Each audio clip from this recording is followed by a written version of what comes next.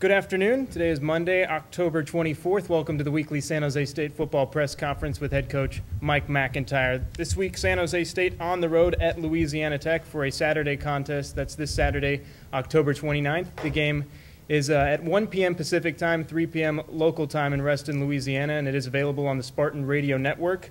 San Jose State coming in off of a bye, 3-4 on the season, 2-1 within the conference, and Louisiana Tech also 3-4 and 2-1 in the WAC.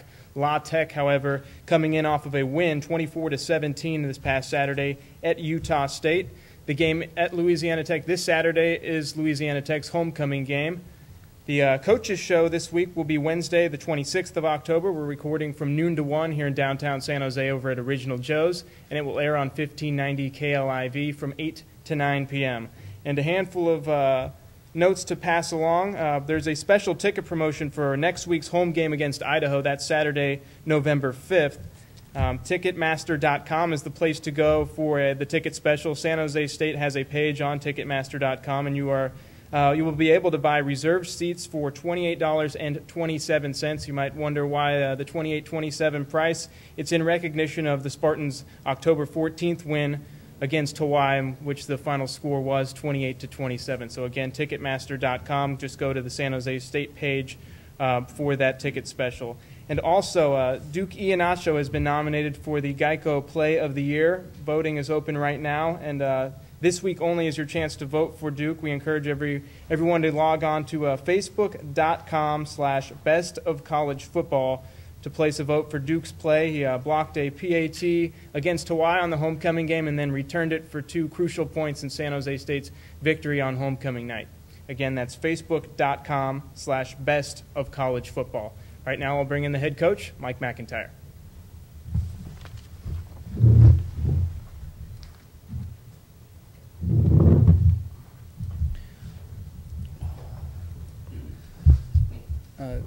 Good to see everyone. This is we've had a good bye week off, and our guys worked hard. We got back last night and had a good practice, and they're off today, and then we'll start back again tomorrow and practice and get ready to go to Louisiana Tech. Louisiana Tech's a very good football team. Came off a big win at Utah State. Lennon Greer, number 5, is a very good player, excellent running back. Ran all over us last year. We've got to find a way to stop him. They're kind of rotating quarterbacks right now with Nick Isham and Colby Cameron. Colby Cameron came in at the end and led them down to a score that they end up holding off and winning the football game. They're very, very good. They have some good, quick receivers, throw a lot of quick game, a lot of jailbreak screens, and run the ball with Greer really well. Defensively, there are 2 defensive ends. Number 41, Ike, and number 91, Matt Broa, are very, very good pass rushers. We'll put a lot of pressure on our quarterback. And Adrian Cole, I believe, made Defensive Player of the Week this week in the WAC. He's an excellent player, a lot of speed on their defense, and it'll be a tough test for us going down there on homecoming. Our guys are excited about going to play. It'll be a fun game for us. So any questions anybody has, I'll take them at this time. Coach, you mentioned that Louisiana Tech is kind of fumbling between 2 quarterbacks. Can you talk about how that changes your defense at all? Yeah, it won't change it at all. They're very similar. Look, they've been playing a freshman. He's been doing a good job. They just made a change right at the end of the third quarter, going to the fourth quarter. Their offense didn't change a lick. They kept doing the exact same things, and they completed a couple more passes. But mainly they're trying to get the ball to the receivers on quick game, jailbreak screens, bubble screens, and handing the ball off to Greer is what they're trying to do, and throwing the ball to number 4. He's a very good player, Quentin Patton. You already commented on Louisiana Tech's stout defense. They held Utah State to a minimal amount of rushing yards. They came in 6th in the nation. Can you talk about how that is going to affect your running game at all? Well, yeah, they played well against the run and did some good things there.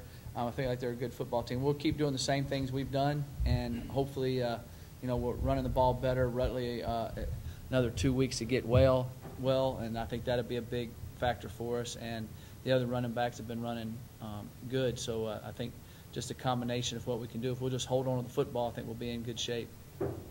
Mike, you have said in the past that you either get better or you get worse. You don't stay the same. You had a bye week. Do you think you got better? Or, and what's your sort of philosophy on bye weeks? We worked really hard on the bye week. I gave them a couple of days off after the game because we played on Friday night, and we came back, worked hard Monday through Thursday, and then we came back last night and worked.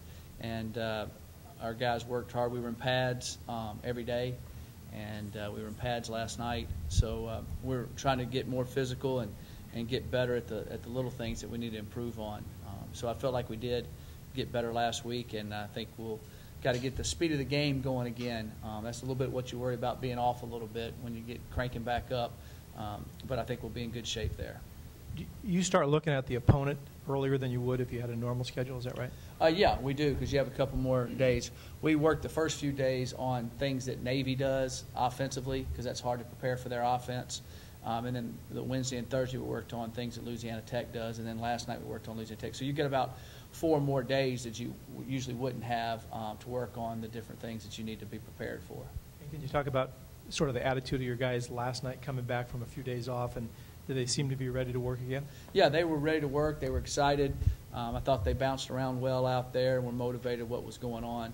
Felt like they're fresh and ready to go. So I felt very good about that last night. Going away from the coming games, back, Chandler Jones recognized the Paul Erning Award. What's your thoughts on that?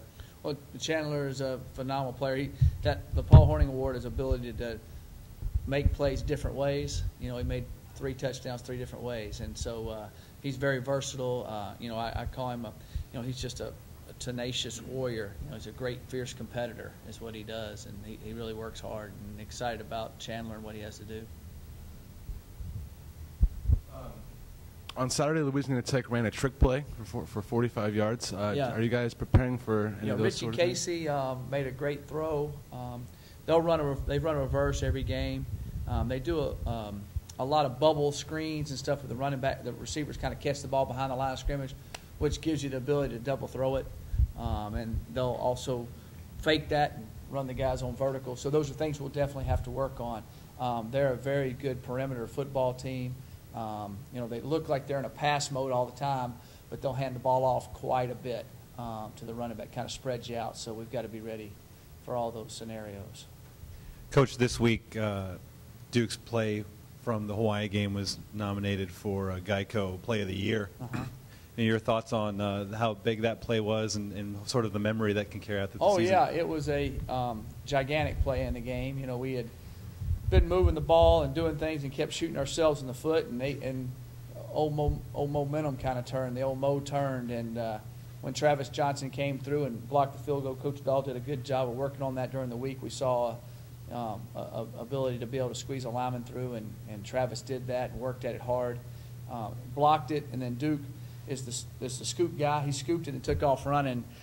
When I saw him, I said, "Oh no, he's going to pull his hamstring." And then I saw him. I knew when he kicked it in gear and took off. To me, that was the game-changing play. I know there was a lot of other plays, but that gave us a lot of momentum, gave us an opportunity to win it with 1 score, and that was a big deal for us, really big. On the defense, talk a little bit maybe about the play of 2K and what he's meant to that front 7. 2K is a tenacious little guy.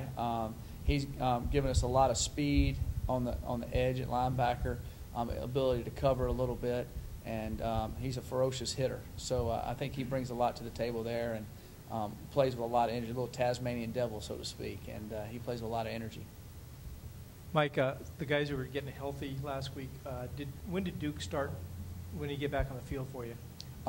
Last night. Just last night? Yeah. Okay, but Fred was practicing last week? Fred practiced sparingly last week. He would go a 10-minute period kind of rest and then go another 10-minute period. But last night he was able to go most of the night. And those 2 and Vargas definitely will be ready to start? Yes, if they keep going. Yeah.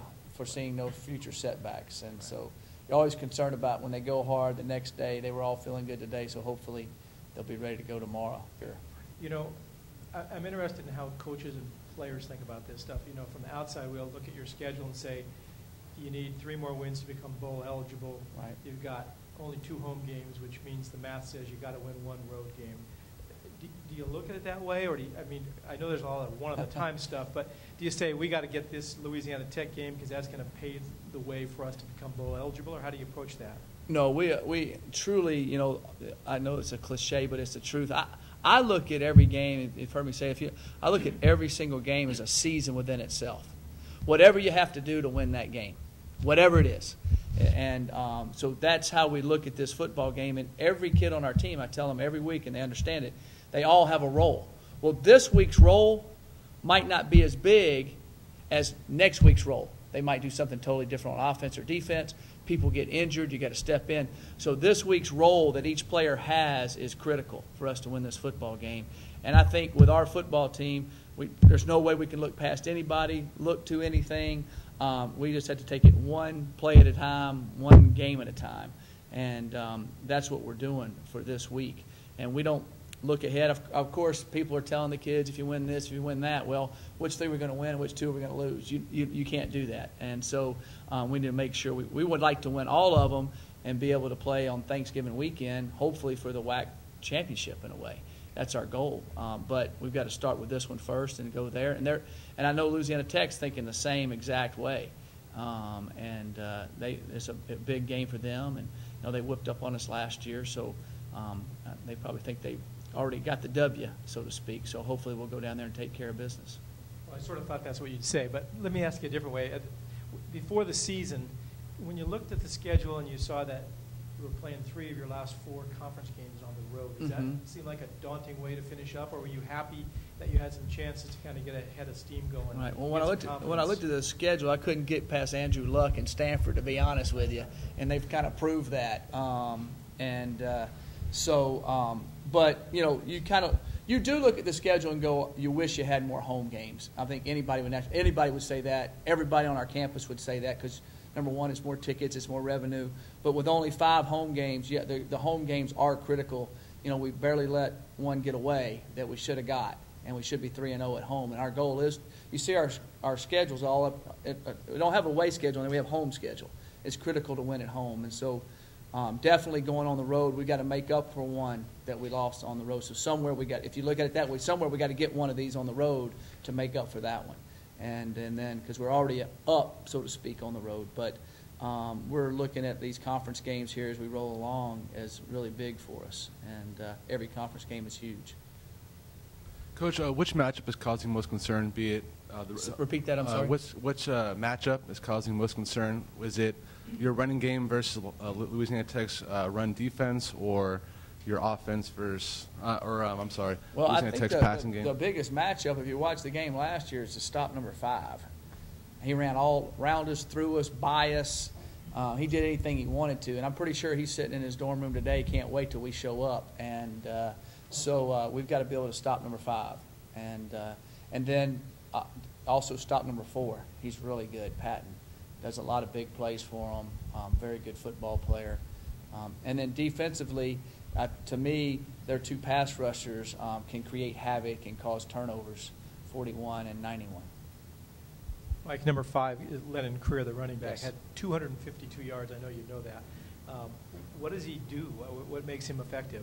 He's big, he's fast, he runs by you, he runs around you. Has a great stiff arm, and that's something we have to be ready for. He has a stiff arm and a loose hip, and reminds me, I'm going blank on the guy's name. Who's a great running back? Oh, Sean Alexander, who played at the Seattle Seahawks, who played at Alabama.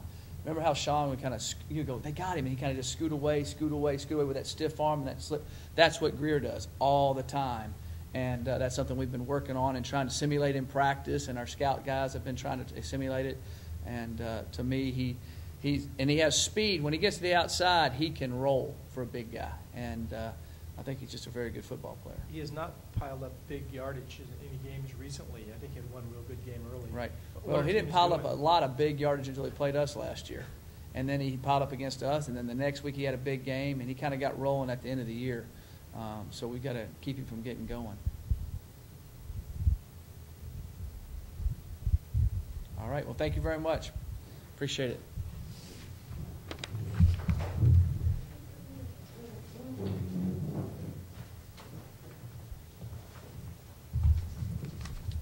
Okay, thanks again, everyone, for coming out, and thanks to our viewers online. Again, if you can get on to facebook.com/bestofcollegefootball. You can vote for Dookie Inacho's big play against Hawaii, in which he blocked an extra point and returned it for 2 points. Also, Ticketmaster.com. Visit the San Jose State page for the ticket special going on for the upcoming home game against Idaho on November 5th. Thanks again, everyone.